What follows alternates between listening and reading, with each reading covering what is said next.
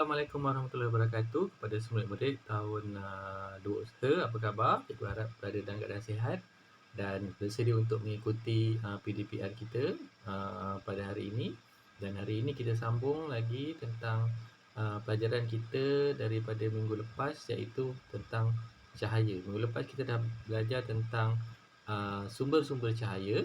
Jadi hari ini kita nak belajar apa yang kita nak belajar hari ini pula. Okey, iaitu tentang bayang-bayang. Okey, cahaya dan bayang-bayang ni adalah dua benda yang saling berkaitan lah.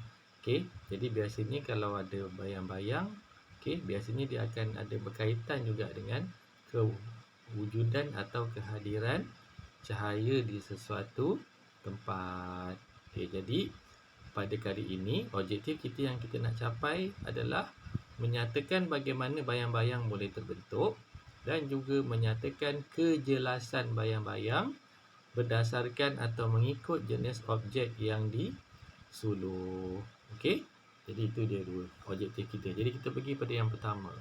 Okey, menyatakan bagaimana bayang-bayang boleh terbentuk. Jadi dalam video ni, okey, yang cikgu buat ni, baik, kita tengok okey.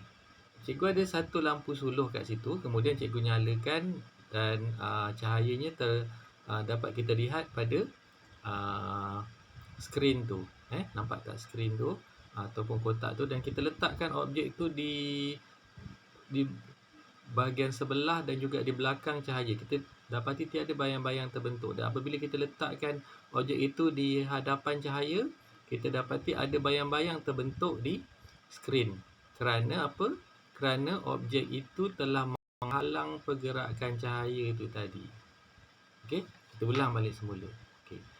First kita tengok bayang-bayang tu, objek tu kita letakkan sebelah lampu suluh. Tak ada bayang-bayang terbentuk kat situ. Kemudian kita letakkan di belakang. Okey. Kemudian kita letakkan di tepi dia pula, di sebelah kiri. Tadi di sebelah kanan, sekarang di sebelah kiri. Tiada bayang-bayang terbentuk kat situ.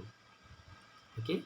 Dan apabila kita letak betul-betul di hadapan cahaya, kita dapati ada bayang-bayang kat situ kerana objek itu yang macam kelihatan seperti botol itu telah menghalang cahaya daripada sampai kepada skrin ataupun sampai kepada kotak tu. Jadi kita dapat lihat bayang-bayang terbentuk kat situ.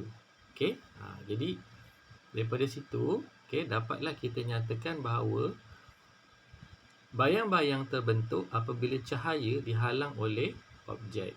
Macam dalam gambar yang pertama ni, okey, ada orang tu sedang menghalang cahaya. Dan bayang-bayang ni terbentuk pada dinding. Okey, di sebelah belakang orang tu.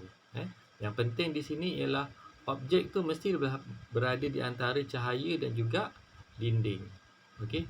Kalau yang di tengah-tengah tu cahaya, okey,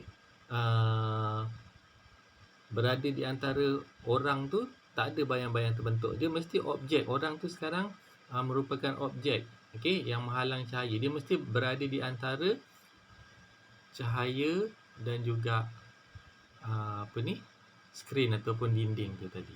Okey, dia mesti berada di tengah-tengah kerana dia menghalang. Bila menghalang ni dia berada di tengah-tengah lah. Okey.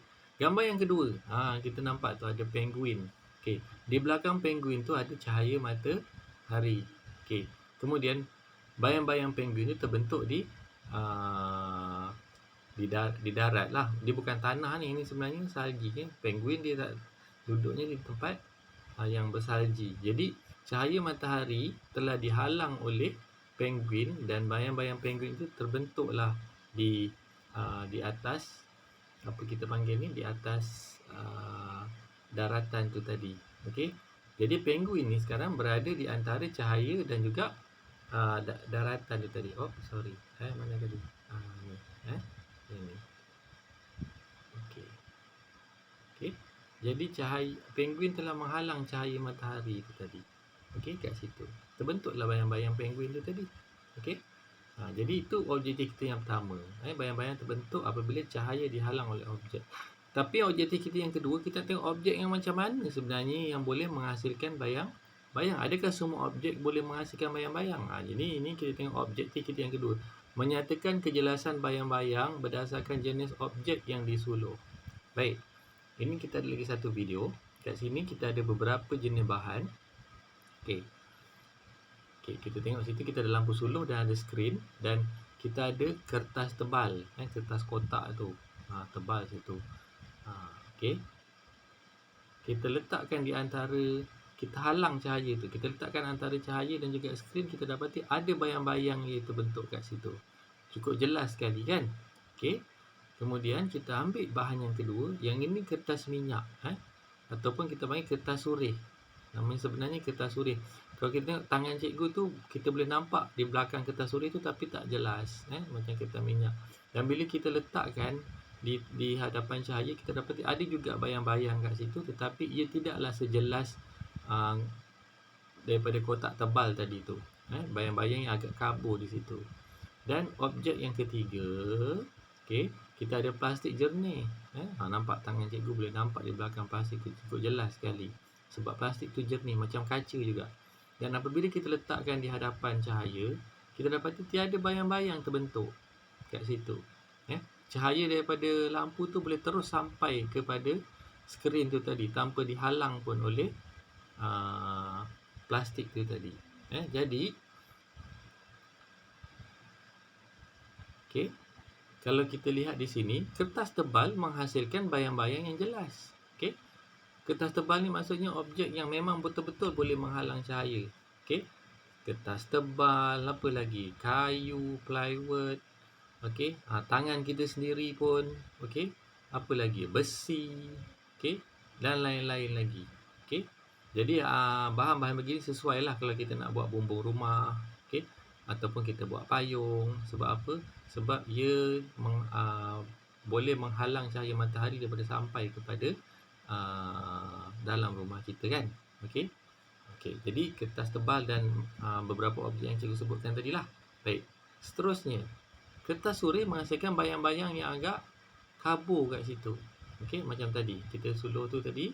Okey, kertas surih ataupun kertas minyak dia kabur kat situ.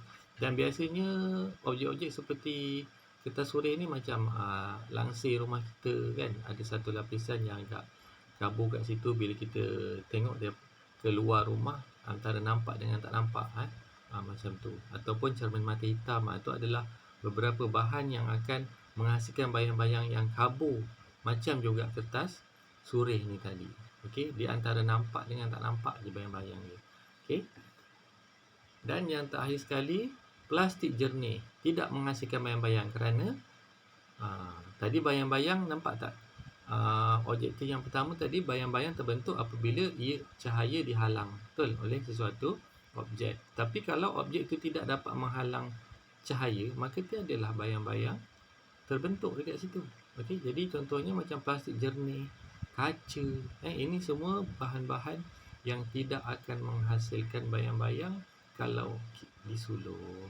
Baik, jadi kita dah nampak bagaimana kejelasan bayang-bayang itu dia mengikut objek yang kita suluh.